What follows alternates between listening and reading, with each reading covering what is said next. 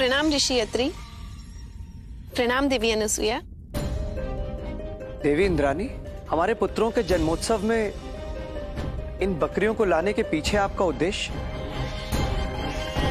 ये बकरियां आपकी संतानों के पोषण के लिए लेकर आई हूँ ऋषि अत्रि। ये कैसी अर्थहीन बातें कर रही हैं आप?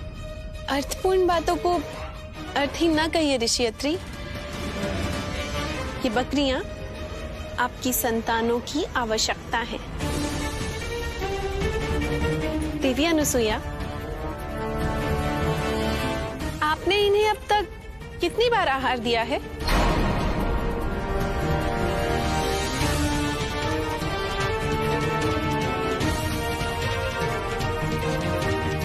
आपने बताया नहीं। आप बताती तो संभवतः आपकी मातृत्व को कुछ दिशा निर्देश दे पाती मैं। अच्छा, पांचपन दूर होने की प्रसन्नता में कदाचित आपको इस बात का ध्यान ही नहीं रहा होगा।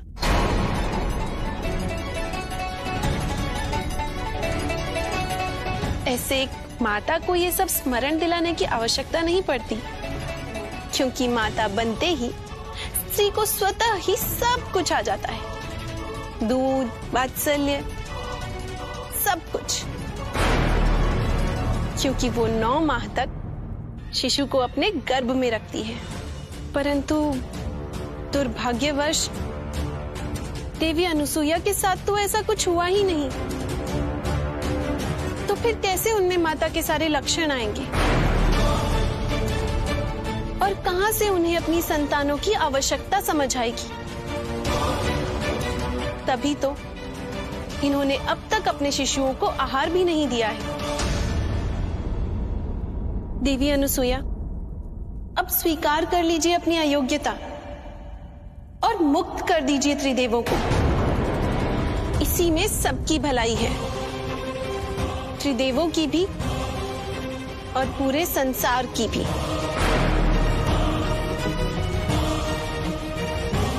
देवी इंद्राणी, आपके मन के भ्रम का कोई समाधान नहीं है मेरे पास।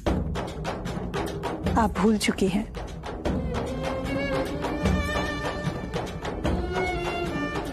जिस क्षण ये मेरे पुत्र के रूप में आए, उसी क्षण मातृत्व की पूर्णता ने मुझे स्वीकार लिया। मेरे पुत्र संकट और संघर्ष का जीवन नहीं, स्वस्थ जीवन जिएंगे।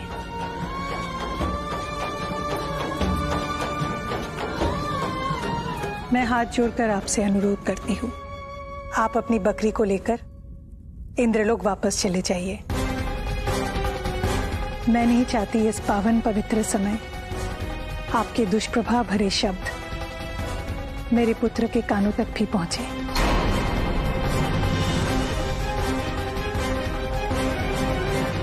इस अपमान का मूल्य आपको चुकाना पड़ेगा देवी अनुसुईया। अब ये इंद्राणी आपको आपके इन त्रिदेव से अलग करने का हर संभव प्रयास करेगी।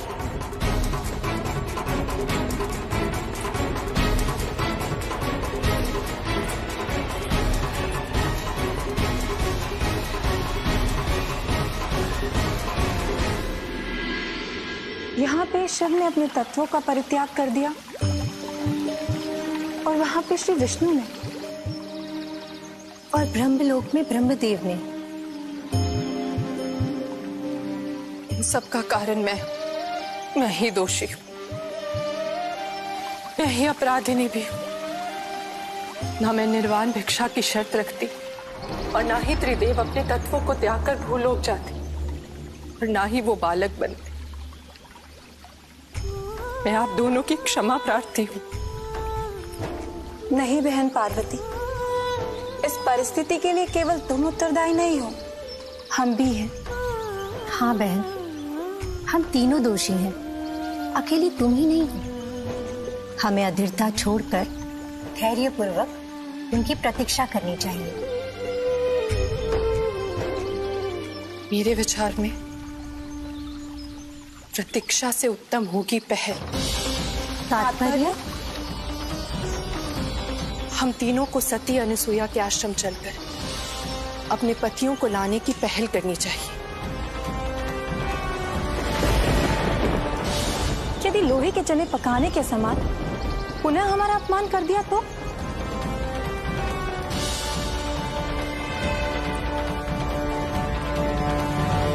हम भी त्रिदेवियां हैं, हम में भी शक्तियां हैं।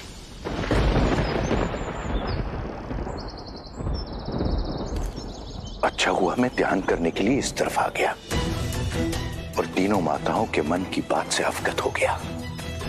अब मुझे सावधान रहना होगा ताकि इन्हें पता न चले कि इस सारे खेल की रचना मैंने की है।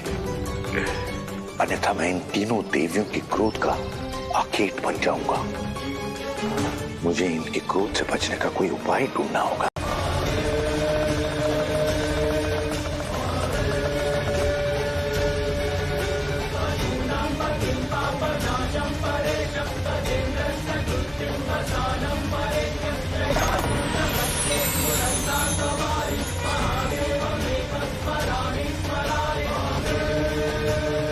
एक माँ अपने पुत्र को आभार की शरशैया नहीं,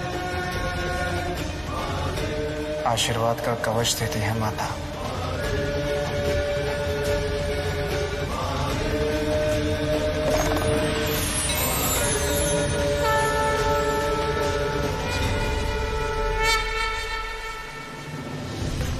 महादेव, आपने माता के रूप में मेरा वरण किया है, मुझे बांझ के अभिशाप से मुक्त किया है। क्या माता के दायित्व से मैं आपको बांध पाऊंगी? वैसे ही जैसे सारी नदियां विशाल समुद्र में जाकर मिलती है। पर आज महादेव रूपी ये विशाल समुद्र क्या इस ममत्व की नदी में समा पाएगी? क्या मेरे ममता का आंचल आपके योग्य है?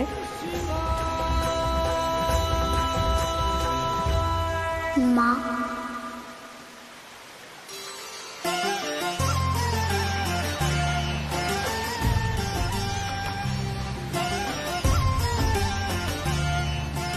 ममता के आंचल का स्थान ईश्वर से भी ऊपर है माँ।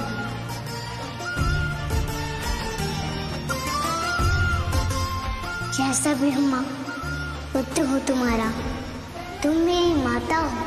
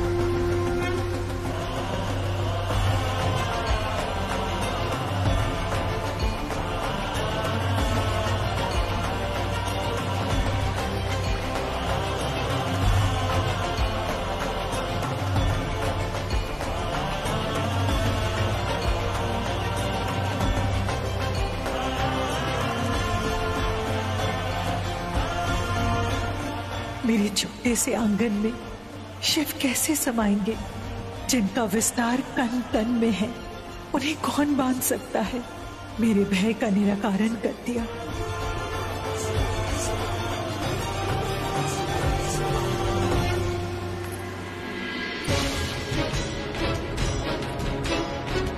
आप कब से लीलाधर हो गए महादेव? आपने क्यों अपनी पहचान छुपा ली हम सबसे?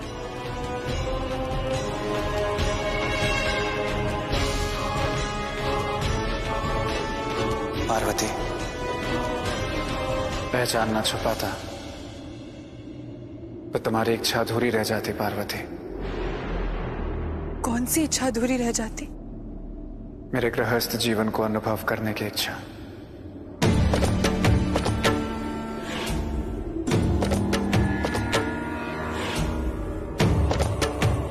तुम्हारी यही इच्छा थी ना पार्वती,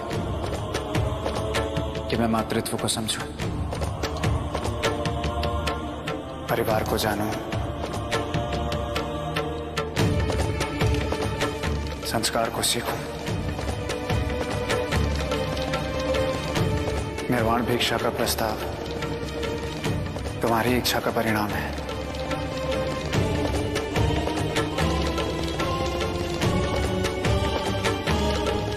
हाँ, क्योंकि गृहस्थी के मूल्यों का ज्ञान था मुझे, परिवार की परिभाषा जानती थी मैं, और अपनी आने वाली संतान की सुरक्षा समझती थी। किंतु आप इन सभी बातों से अनभिज्ञ थे महादेव। यदि आप इन सभी बातों का महत्व समझते तो आप कभी भी भवन देकर एक क्षण में उसे नहीं छीनते।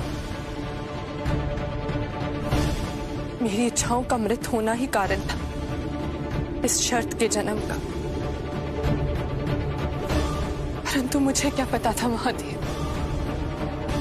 कि मेरी इच्छाओं को पूर्ण और स्वयं को परिपूर्ण करने हेतु आप इस प्रकार मुझसे इतनी दूर चले जाएंगे, इसकी तो मैंने कल्पना भी नहीं की थी।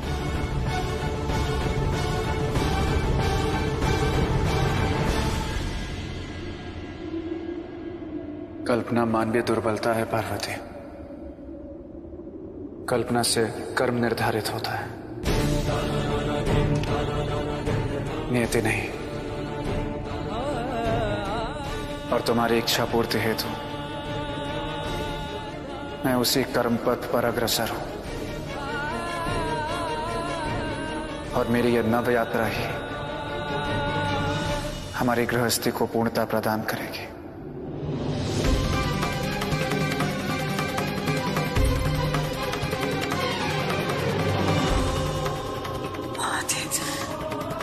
महादेव, अंधेरे में डर लग रहा है, बाकी याद आ रही है। आती होगी तुम्हारी मां। असुरराज अंधक की जय हो, अंधकार का विकास हो।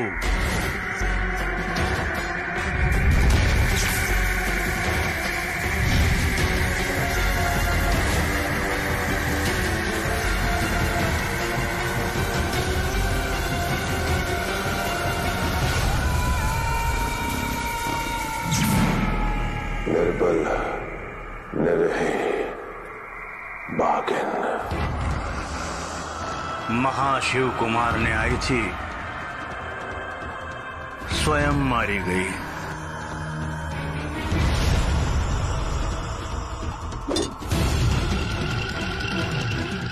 इसका मरना तो शुभ है।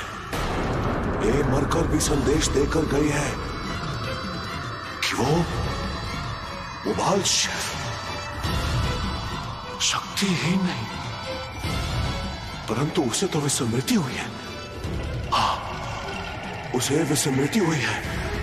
वो भूल चुका है कि वो शिव है, क्योंकि पशुओं का पालक कहा जाने वाला पशुपतिनाथ एक जीव,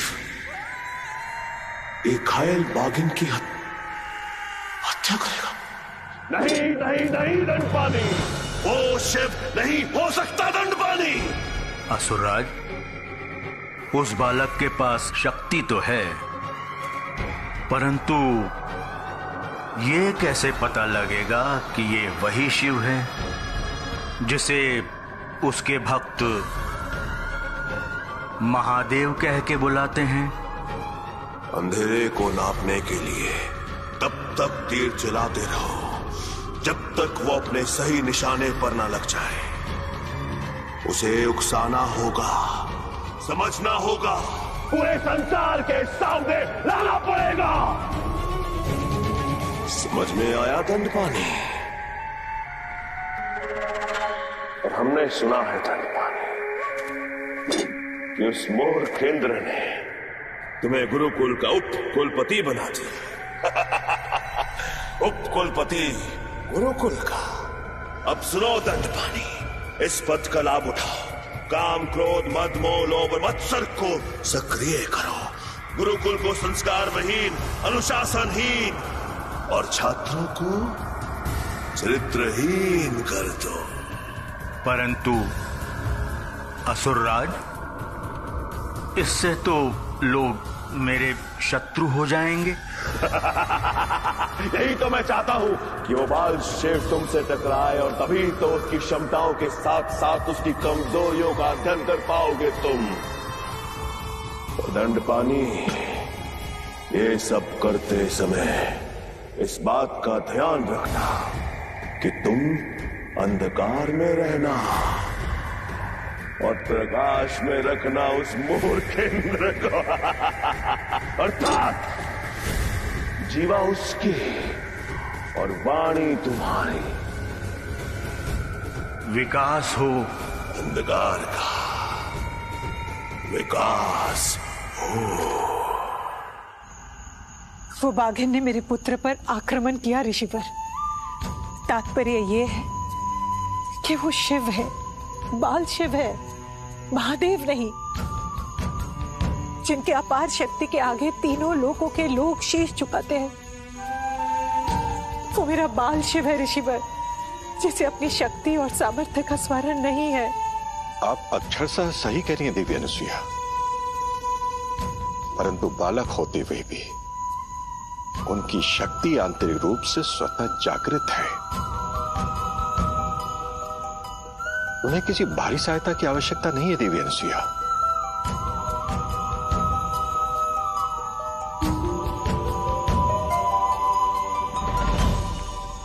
एक मां के हृदय की पीड़ा को आप नहीं समझ पाएंगे ऋषिवर। कोई तो है जो मेरे पुत्र को हानि पहुंचाना चाहता है। मैं निस्सहाय और मौन नहीं रह सकती ऋषिवर। देखिए, एक माता के रूप में जो आपके कर्तव्य हैं, जो आपके उत्तरदायित्व हैं, आप अवश्य उन्हें पूरा कीजिए। बस एक बात का स्मरण कीजिए आप, जब स्वयं शिव ने अपने बाल शिव रूप को उस दिन देवी पार्वती के समक्ष प्रकट नहीं किया था, तो क्या ये उनकी लीला नहीं थी? कोई भी आसुरी शक्ति चाह कर भी इन त्रिदेवों का हित नहीं कर सकती देवी।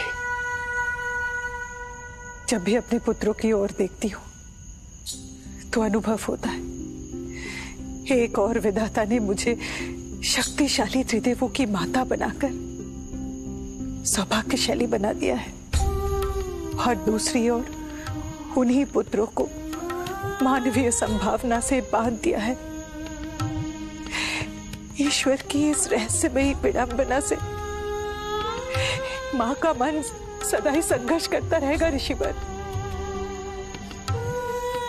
अब ईश्वर भी तो वही है देवी, और ये रहस्यमयी विडंबना भी उन्हीं की है। हम और आप तो इस नई लीला के निमित्त मात्र हैं बस।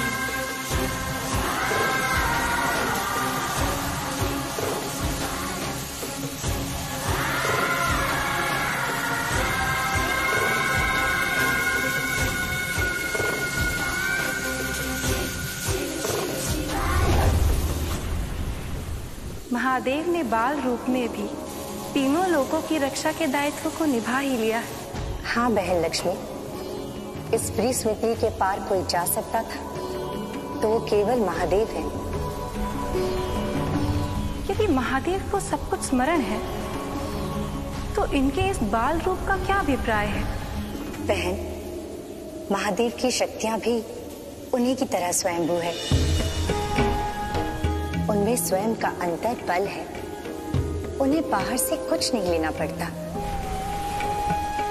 महादेव भले ही अपने अतीत को बुला दे, किंतु उनकी शक्तियां संकट के समय स्वचलित स्वजागृत हो जाएंगी। और शिव का ये बाल रूप अवश्य ही किसी महान लीला का प्रारंभ है। देवी, हमें यहाँ से हट जाना चाहिए। ये महादेव के त्रैलोक के भ्रमण का काल है। चलिए।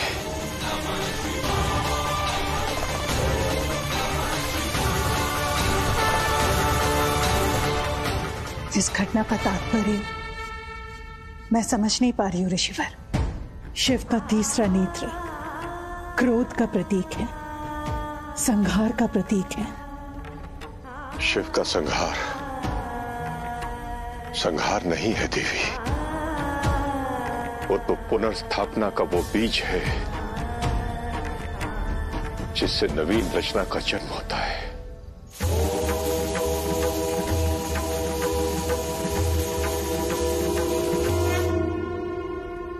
एक मां का मन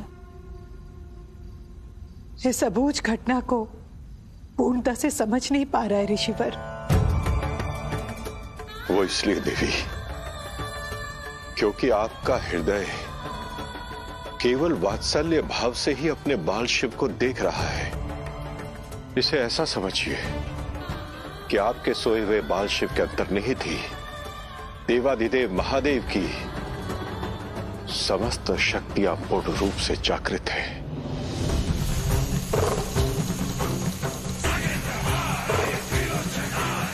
और उसने त्रिलोक्य के कल्याण हेतु ही अपना ये तीसरा नेत्र खोला है।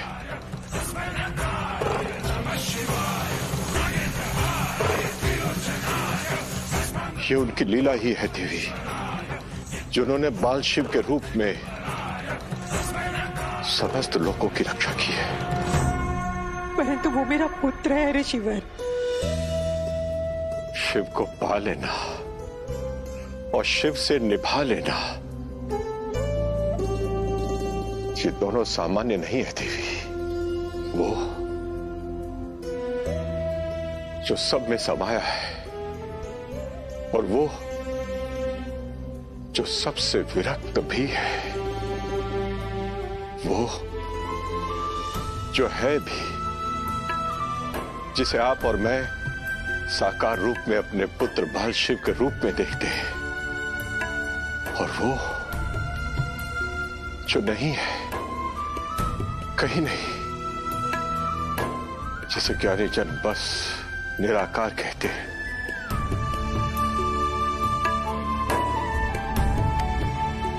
माँ,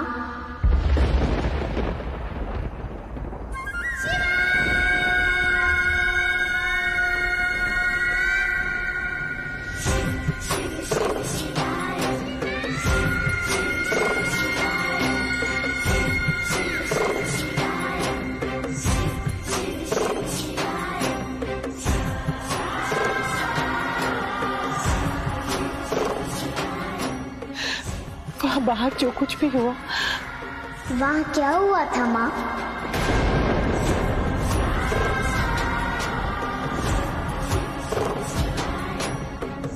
क्या तुझे सचमुच कुछ स्मरण नहीं बाहर क्या हुआ?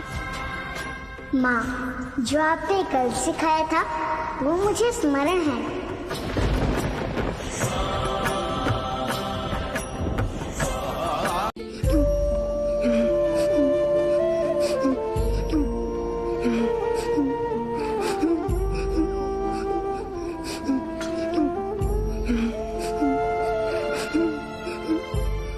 मित्र, दुखी हो तो?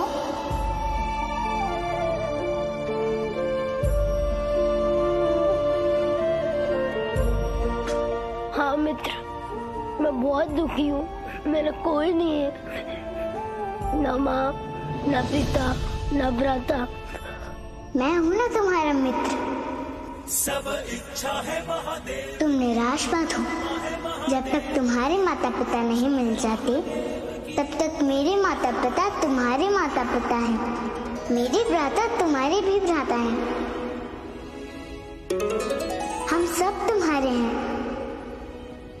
सब इच्छा है महादेव की, महिमा है महादेव की, इच्छा है महादेव की, तुम कितना अच्छे हो मित्र।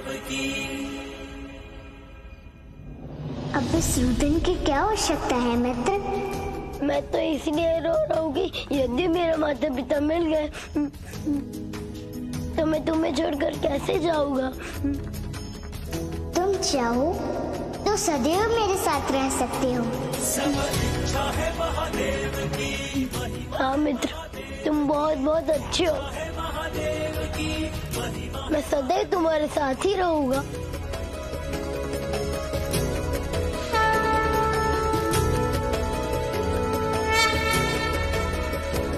सब इच्छा है महादेव की, महिमा है महादेव की, इच्छा है महादेव की, महिमा है महादेव की।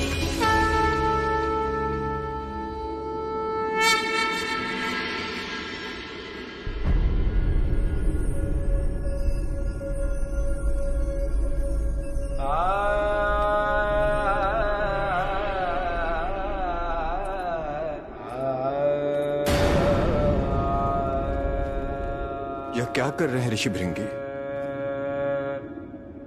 प्रायश्चित, अपनी भूल का प्रायश्चित करने का प्रयास कर रहा हूं नंदिनी। किस भूल की? अज्ञानतावश महामिलन की रात्रि प्रभु और माता के एकाकार स्वरूप को काटकर अलग करने की जो भूल की थी उसी का प्रायश्चित कर रहा हूं नंदी। यह तो सत्य है ऋषि भृंगी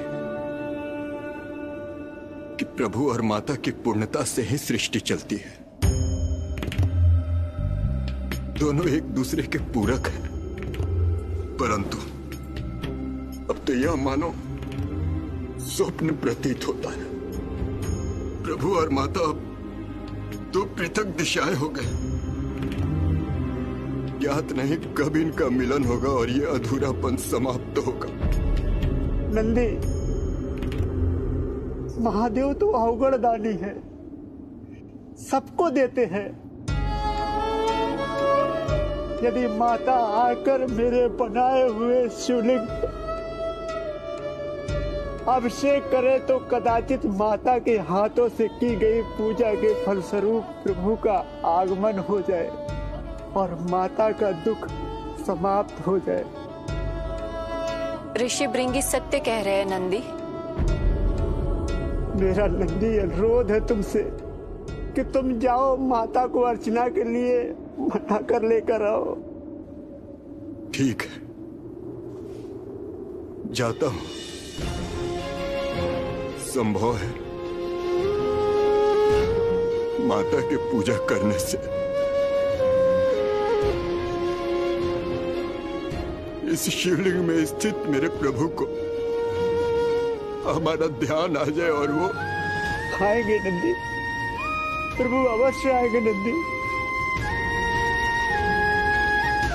चलता हूँ ऋषि भृंगी।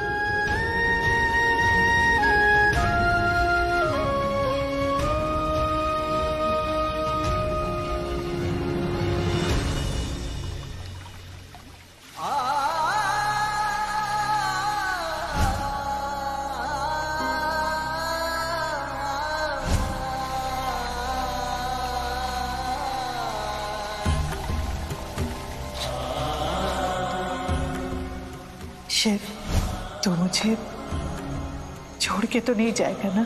नहीं माँ, मैं आपके साथ ही रहूंगा और कभी कहीं नहीं जाऊंगा। और इस बार यदि गया तो शीघ्र लौटकर वापस आना कदाचित संभव नहीं होगा।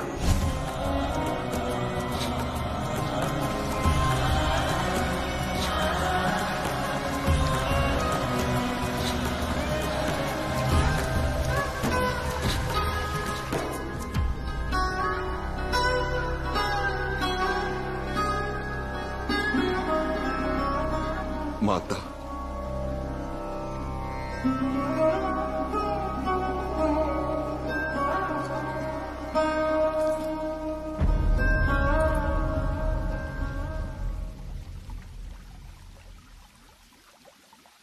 दुख की अग्नि में आपका तपना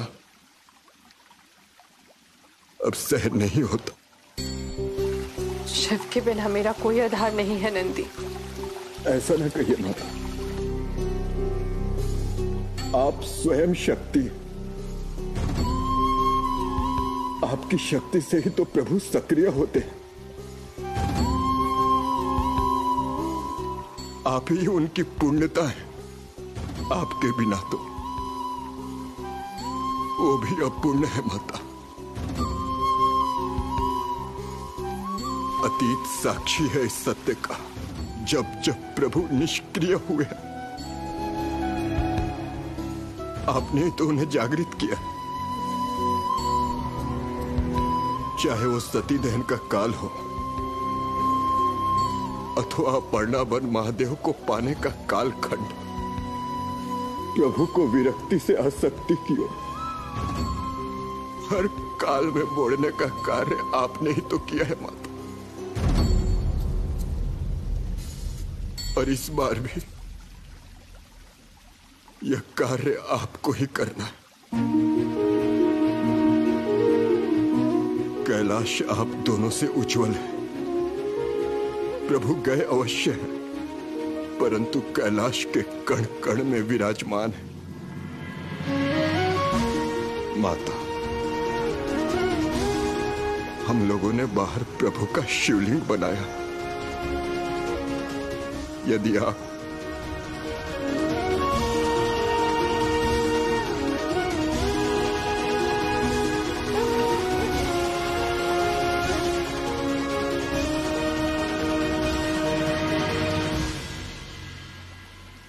ठीक है नंदी, मेरे और मेरे महादेव का दाम्पत्य हमारा व्यक्तिगत जीवन है, परंतु तुम्हारा विश्वास, कैलाश में बसने वाले महादेव के भक्तों का विश्वास मैं खंडित नहीं करूंगी।